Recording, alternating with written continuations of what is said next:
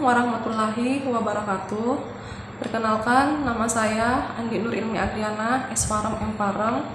Saya salah satu dosen Prodi S1 Farmasi, Fakultas Matematika dan Ilmu Pengetahuan Alam, Universitas Pancasakti Makassar.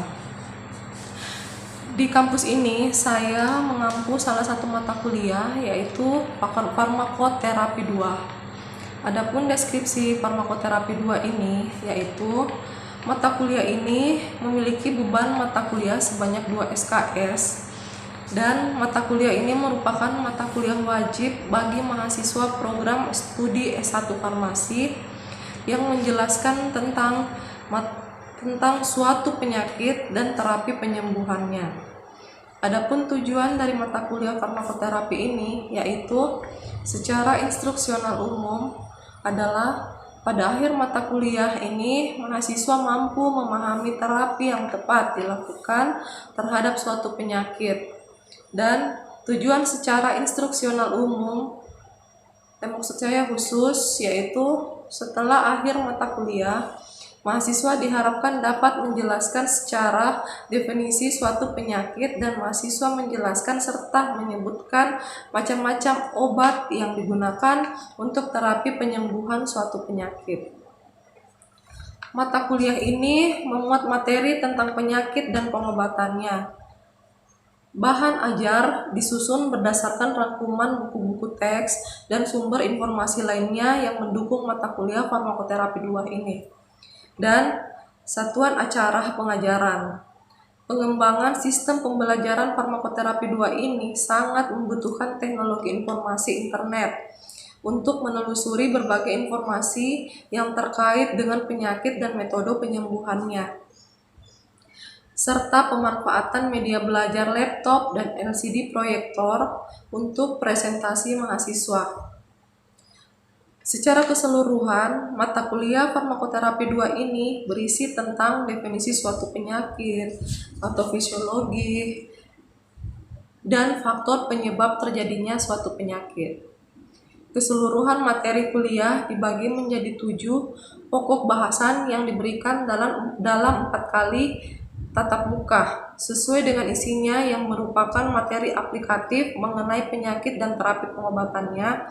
Diharapkan mahasiswa telah menempuh mata kuliah ini mampu mengerti dan memahami dan menjelaskan kembali jenis penyakit serta terapi penyembuhannya.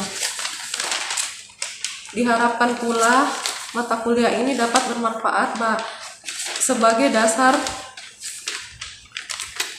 pemahaman serta penguasaan materi perkuliahan lanjutan yang relevan. Adapun topik bahasan yang akan dibahas selama 1 semester ini adalah 1. Definisi penyakit, 2. Patofisiologi dan faktor penyebab terjadinya suatu penyakit, 3. Mekanisme terjadinya suatu penyakit, 4. Klasifikasi penyakit, 5. Macam-macam obat yang digunakan untuk penyembuhan, 6. Terapi yang digunakan untuk penyembuhan suatu penyakit, dan yang terakhir, tujuan dilakukan terapi untuk penyembuhan terhadap suatu penyakit. Adapun metode pelajaran yang saya lakukan di sini adalah ceramah dan diskusi dengan menggunakan metode kooperatif, kolaboratif, dan kompetitif learning. Dan tujuan ceramah itu sendiri adalah agar mahasiswa bisa mengetahui lebih luas tentang penyakit dan penyembuhannya. Dan tujuan utama diskusi di sini untuk meningkatkan pengetahuan mahasiswa dalam membahas tentang kasus suatu penyakit beserta terapi penyembuhannya. Dan pada setiap pokok bahasan akan diadakan kuis guna untuk mengetahui kemampuan mahasiswa dalam memahami materi pembelajaran. Adapun kriteria penilaian saya yaitu pertama, hasil pembelajaran dapat diukur dari evaluasi kemampuan mahasiswa yang diperoleh selama proses pembelajaran. Yang kedua, komponen evaluasi antara lain meliputi pemahaman, kreativitas, dan leadership. Dan yang ketiga, penilaian dilakukan pada setiap pertemuan, ujian tengah semester, dengan penilaian 35%, kuis sebanyak 5%. Tugas sebanyak 10% meliputi soft skill antara lain kreativitas dalam diskusi, kedisiplinan pengumpulan tugas, presentasi, partisipasi di kelas, kuis, dan performance, serta selebihnya dinilai dari kehadiran. Tingkat kehadiran minimal 80% untuk tidak mengikuti ujian. Adapun skala penilaian saya yaitu untuk mendapatkan nilai A sama atau lebih dari 85 dan B sama atau lebih dari 70 sampai 84. Untuk mendapatkan nilai C lebih dari 55 sampai 70 dan D 45 sampai 54. Jika 80% kehadiran selama 1 semester. Seperti itulah deskripsi dari mata kuliah farmakoterapi 2 ini. Selanjutnya saya akan memperlihatkan proses pembelajaran selama di kelas. Absenah? Indira. Sudah berapa kali absen di grup, Dek? 4? Hah? Oke. Nur Hesti. Rizky Handayani. Ini bisa dicatat tugasnya. Tugasnya itu pokok bahasan sebuah kasus. Kalau ini kan cari jurnal yang membahas tentang sebuah kasus penyakit. Kalau tugas per orangnya itu studi kasus. Jadi kasusnya itu dipecahkan sendiri. Jangan ikut-ikutan sama teman-temannya. Kalau ini kan per kelompok, oke? Jadi sebuah kasus penyakit serta terapi penyembuhannya. Sumbernya dari website atau jurnal-jurnal ilmiah berbahasa Inggris. Kalau nggak sanggup berbahasa Inggris, nggak apa-apa bahasa Indonesia. Yang penting terindeks Scopus. Jadi saya itu paling selektif banget kalau nyari jurnal. Oke? Jurnal jangan abal-abal ya. Lengkap dengan pustaka yang nantinya dilampirkan atau dijilid. Artikel dari internet berbahasa Inggris. Tahun 2010 ke atas. Nggak boleh di bawah dari 2010. Bentuknya itu makalah diketik pada kertas HVS 70 atau 80. Jadi diikuti penulisannya, ya metode penulisannya seperti ini, spasinya 1,5, Times New Roman-nya itu font 12. Jadi kalau misalkan tidak sesuai dengan ini, poinnya juga menurun. Oke? Poinnya juga menurun karena kan ada penilaiannya dari sini juga. Norma penulisan itu tepi kiri 4 cm, tepi atas bawah masing-masing itu 3 cm. Dijilid dengan sampul mika warna putih, belakangnya buffalo warna biru. Jadi belakangnya warna biru, birunya itu biru kayak ini nih. Ya, oke. Jadi nilai tugasnya itu 10%. Covernya nggak apa-apa, kalau nggak difoto juga nggak masalah sih. Nanti kan saya pindahkan ke sini ya. Jadi tugasnya itu mulai dari hari ini atau besok itu bisa dicari jurnalnya. Dan setelah itu kalau selesai tugasnya kita diskusi ya.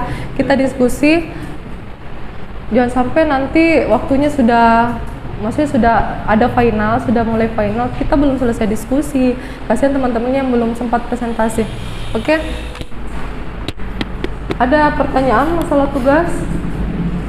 Ya, materinya, pembagian materinya itu kelompok 1 GOT, kelompok 2 itu migrain, kelompok 3 hipertensi,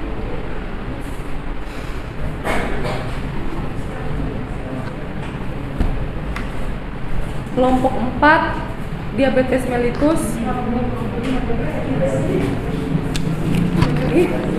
kasihan ya, kelompok 5 asma,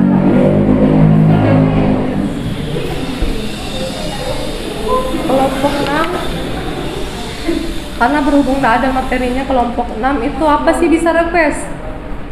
Kelompok 6 request. Epilepsi. Susah loh epilepsi.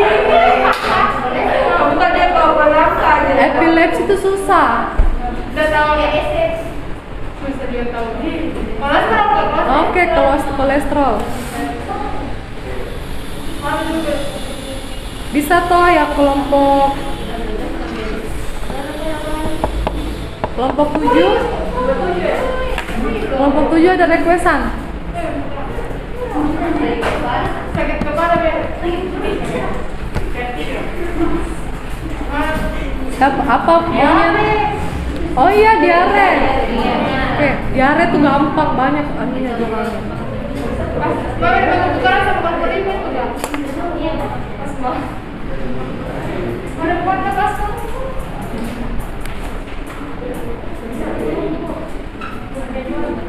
7 kelompok ya. Berarti ya lumayan 1 bulan lebih. Nanti setelah imam. Tapi nggak masalah kalau bisa dalam satu pertemuan itu ada satu, maksudnya bisa 2 kelompok ya nggak masalah sih sebenarnya. Kita kondisikan aja nanti. Oke, kita mulai nih, God. Oke, materi pertama yang akan kita bahas hari ini tuh God.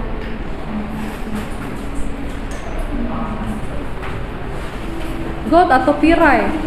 Apa tadi Ibnu? God itu apa, Dek?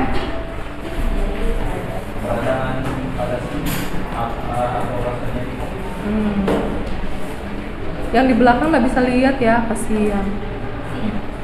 Nanti saya pindahin aja ya. Oke. Jadi ada nih gambarnya nih. Ada gambarnya. Ada yang pernah merasakan atau mengalami gout? Atau ada orang tuanya yang pernah mengalami penyakit seperti ini? Masalah? Pernah serius? Bapakmu? Oh, kamu? Oh, dia pernah mengalami penyakit gout. Kenapa terlalu cepat? Hah? Jadi kenapa bisa? Apa yang menyebabkan sampai terjadi penyakit gout itu pada manusia? Kenapa, Ibnu? Ada loh ini. Jadi itu gout itu ada kayak semacam tetesan ya di persendian. Jadi ada bukan, itu beda lagi. Jadi kayak di sini ya ada kayak cairan. Itu ada nih gambarnya. Jadi terjadi gangguan metabolisme purin dan asam urat di mana kadar berlebih dalam plasma menimbulkan pengendapan kristal. Jadi yang seperti di gambar ini ada pengendapan semacam kristal di sendi. Jadi biasanya justru itu di gout itu, penyakit gout yang biasanya terjadi itu di setiap persendian, entah itu di lutut atau di jari-jari. Kalau Ibnu kemarin di mana? Tulang belakang. Jauh amat ya. Biasanya orang di jari-jari atau di persendian lutut atau kaki, dia tulang belakang. Oke, dia beda sendiri penyakitnya. Jangan sampai Ibnu ini dia diagnosa sendiri, tidak ke dokter. Oke, lanjut. Jadi prevalensi penyakit gout ini tuh pada pria itu lebih besar dibanding wanita. Prevalensi meningkat seiring dengan bertambahnya umur. Jadi semakin dewasa itu semakin berpotensi bisa terjadi penyakit gout semakin dewasa. Tapi alhamdulillah saya tidak ya sampai sekarang. Nggak tahu kenapa sampai Ibnu bisa mengalami penyakit gout seperti ini. Padahal masih muda ya Ibnu. Oke. Bertambahnya umur pada pria itu 10 kali lebih besar dibanding wanita. Jadi sebagai pria itu hati-hati, mulai sekarang itu kontrol makanan. Itu termasuk penyembuhan non farmakologi. Jadi pola makannya diperbaiki ya. Oke, lanjut ya, nanti kita pelajari tentang penyembuhannya. Resiko pada wanita itu meningkat setelah menopause. Jadi kalau wanita itu menopause umur berapa sih sebenarnya biasanya umumnya?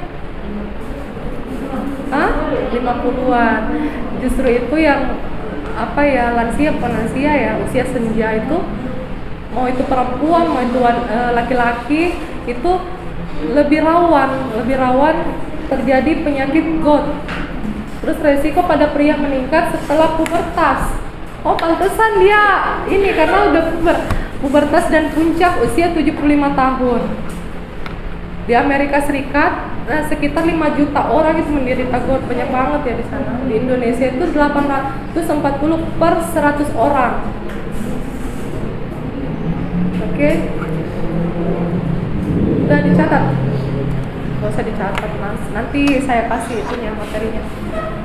Secara etiologi, GOT itu manifestasi hiperuremia. Asam urat adalah senyawa akhir dari metabolisme purin, merupakan senyawa yang memiliki kelarutan buruk. Sebagian besar mamalia memiliki enzim urikase. Jadi urikase itu tidak ada pada manusia ya, mengubah asam urat menjadi alantoin yang lebih mudah larut. Pada manusia tidak ada tapi. Oke. Ini ada kondisi normal versus hiperurisemia. Kadar asam urat dipengaruhi jenis kelamin. Pria itu 3,5 sampai 7,2 mg per desiliter. Sedangkan wanita itu 2,6 sampai 6 mg per desiliter. Sedangkan hiperurisemia, jika kadar asam uratnya itu, jadi kadar asam urat untuk pria itu di atas 8,5 mg per desiliter, itu asam uratnya tinggi banget ya. Terus wanita itu 7,5 mg per desiliter. Ada yang pernah kontrol atau cek asam urat? Tidak ada. Ibnu pernah. Terus tahu dari mana kalau dapat GOT? Diagnosa sendiri. Oke, diagnosa sendiri. Oke.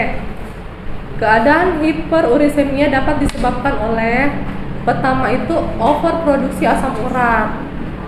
Jadi kalau kelebihan asam urat itu ya kadang terjadi hiperurisemia yang menyebabkan penyakit ya kadang nyeri sendi ya. Terus undirekresi asam urat itu pada 80 sampai 90% keadaan hiperurisemia disertai penurunan ekspresi asam urat, penyebabnya belum diketahui. Untuk penurunan ekspresi asam uratnya itu belum diketahui sampai sekarang penyebabnya apa. Oke, lanjut. Jadi GOT ini tuh serangan GOT itu muncul ketika kristal natrium urat itu berpresipitasi di sendi dan menginisiasi respon inflamasi. Jadi bentuknya seperti ini tuh kalau kita kena asam urat atau GOT ya, GOT. Asam urat. GOT. Tapi sebenarnya asam urat tinggi itu bisa menyebabkan GOT. Cairan sinovial merupakan pelarut yang lebih buruk dibanding plasma darah. Pada suhu lebih rendah, kristal natrium urat itu lebih mudah terbentuk. Jadi lokasinya tuh area perifer seperti jari. Jadi seperti yang digambar ini. Bisa lihat kan di belakang? Minus ya? Oh, pantesan, seharusnya di depan kamu. Oke. Jadi hiperuremia itu yang berkepanjangan dapat memicu pembentukan kristal dan mikrotopi di sendi dan kartilago. Kristal yang terbentuk akan menjadi faktor kemotaktik untuk leukosit dan aktivitas komplement sehingga terjadi reaksi inflamasi dan perubahan destruktif di sendi. Jadi perjalanan penyakit GOT ini seperti ini. Tapi biasanya itu tidak akan terjadi, tidak akan muncul sampai 10 tahun setelah serangan pertama GOT ya. Jadi puncaknya itu di topi ya. Jadi nanti kita bahas tentang topi. Topi yang yang paling terakhir itu seperti ini modelnya. Ada yang pernah lihat? Oke, Aduh, ganti ya.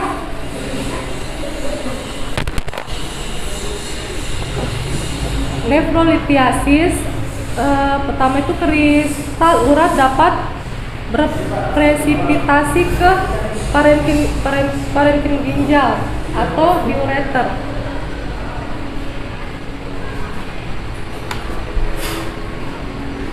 Rajinnya, ini perasaan yang catat sendiri satu aja. Rajin sekali, oke lah, nggak apa-apa. Rajin, iya. Nggak apa-apa. Nanti saya kasih materinya. Jadi nefrolithiasis itu adanya batu atau kristal dalam ginjal.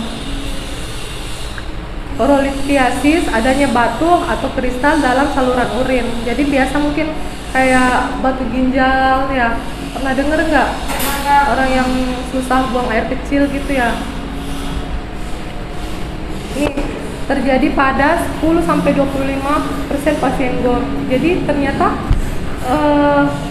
ginjal apa ya, kencing batu mungkin ya, atau itu ternyata GORD itu punya keterkaitan antara dengan penyakit seperti itu. Jadi orolithiasis dapat terjadi tergantung pada konsentrasi asam urat, asam serum, keasaman urin, dan konsentrasi asam urat urin. Ketika pH urin rendah, asam urat menjadi bentuk tidak terionisasi dan menjadi bentuk yang kurang larut. Jadi ini bentuk batu di dalam ginjal. Oke, faktor risikonya. Faktor risiko itu konsumsi makanan tinggi purin seperti jeroan, seafood, otak, sarden, dan hati. Sekarang jadi makanan umum ya buat anak-anak atau mahasiswa. Anak-anak kosan ya. Makan makanan yang kayak otak-otak gitu. Sarden, hati itu makan apa? Ampela ya, hati ampela itu kan makanan umum anak-anak kosan ya. Terus sejarah keluarga, jadi kayak genetik, obesitas. Di sini nggak ada yang obesitas ya, jadi aman. Konsumsi alkohol, tekanan darah tinggi. Tekanan darah tinggi apa tadi? Hipertensi ya, hipertensi. Obat-obatan itu diuretik, levodopa, ethambutol, dan sejenisnya. Oke. Terus diagnosanya, biasanya itu diagnosis itu ditegakkan berdasarkan gejala khas. Kalau kemarin Ibnu itu gejala khasnya seperti apa pas kena GORD itu? Ibnu tidur ya? Kemarin gejala khasnya apa, Dek? Nyeri.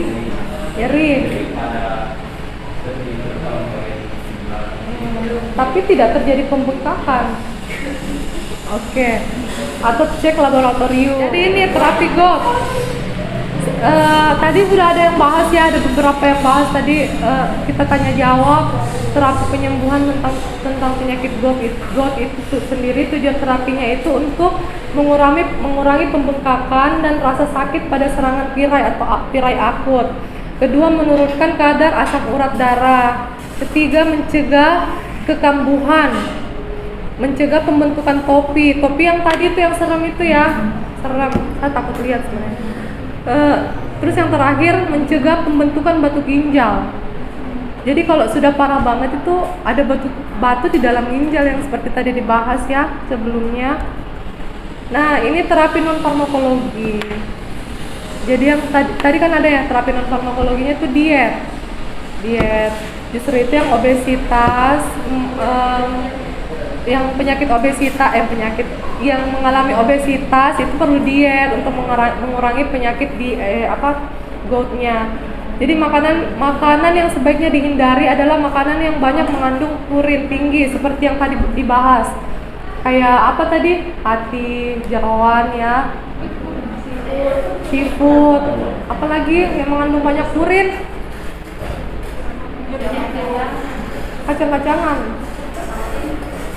tempe, kangkung ya. Beda lagi itu yang nggak ada purinnya, Dek. Hindari konsumsi alkohol. Oh, minum alkohol.